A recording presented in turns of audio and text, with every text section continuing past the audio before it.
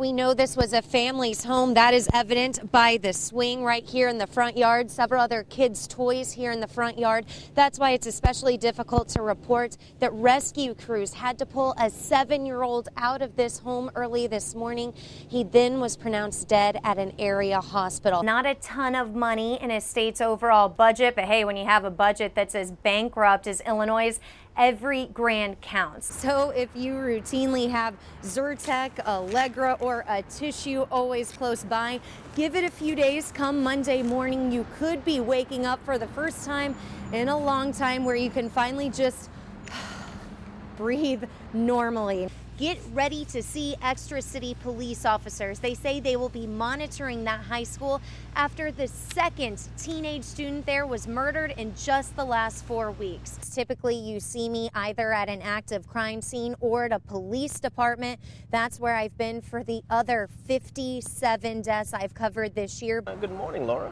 Hey, Andre, it is a good morning, and it is about to be a good and very busy 90 hours here in downtown St. Louis. Here's what's happening, like you didn't already know: 3 World Series games, an annual marathon, and then in the midst of the Cardinals potentially and hopefully clinching the World Series, these guys, the Rams, will be half a mile from Busch Stadium. Four always watches out for your safety. A big part of that commitment is letting you know when violent crimes happen in your neighborhood. Yeah, but what we often can't report is the victim's story. Laura Hettiger joins us live from the Central West End. And Laura, you cover a lot of crime, but today's story a little different.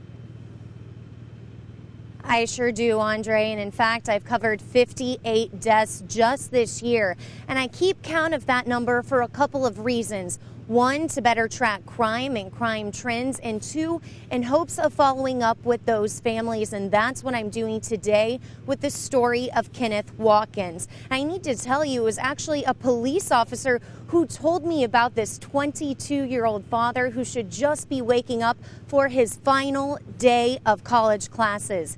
Instead, I wound up meeting his mother, who told me that his life was cut short right inside this apartment building, all because of senseless gun violence. And I just always told him to be careful, just be careful out there because people are crazy.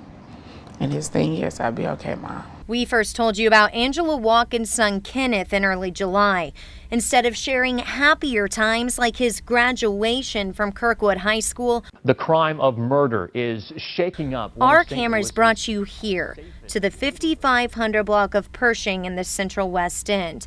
This is where he was murdered. He wasn't even out in the streets. He was in his apartment. Someone killed Watkins one day before he was supposed to move out of his first apartment. My last weekend. I say, yeah, this is your last weekend here. Angela tells me she remembers almost everything about that last weekend of June, especially the first thing doctors told her. They said there was nothing they can do. Angela is now raising Kenneth's son, her grandson.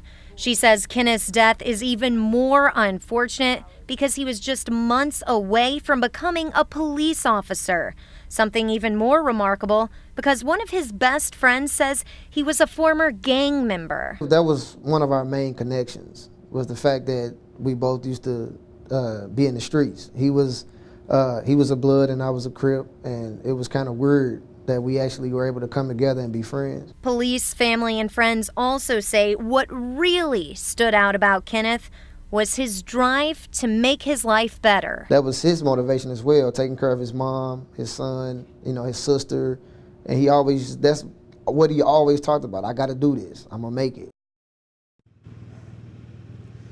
And unfortunately for all the people this future police officer could have touched and helped, Kenneth is now made into a crime statistic. He is homicide number 49 out of 90 in the city of St. Louis, and city police tell me there have not been any arrests in this case.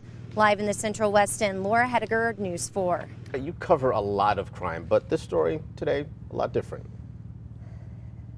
It is different, Andre, because typically you see me either at an active crime scene or at a police department. That's where I've been for the other 57 deaths I've covered this year. But today is different because today I'm able to tell you the story of one of those murder victims one of those victims whose lives was ripped from him just 50 yards from where I am standing. A 22-year-old father who right this minute should be waking up and getting ready for his final day of classes at Sanford Brown College.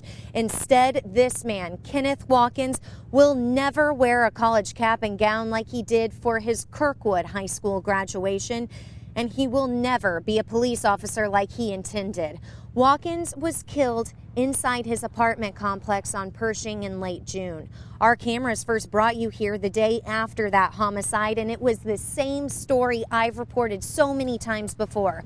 A man gunned down, no witnesses, no suspects. But what really sets this man's story apart is the fact a police officer told me he watched this former gang member transform in the last 2 years, and really the scope of the people this man could have helped and touched. It's a tragic death that his friends and family tell me should not have happened. To have his life cut down like so many other innocent people, because there has been so many innocent people who had nothing to do with the street life that have been killed just this year. I wouldn't wish this on anyone. And I know there's so many families out there going through it. And in fact, it's 90 families who have had someone lost to a homicide in the city of St. Louis just this year. 75 of those 90 homicides have been by a gun. Kenneth was number 49 for the year. Police tell me that so far there are no suspects and no arrests in this case. Reporting live in the Central West End, Laura Hettiger, News 4.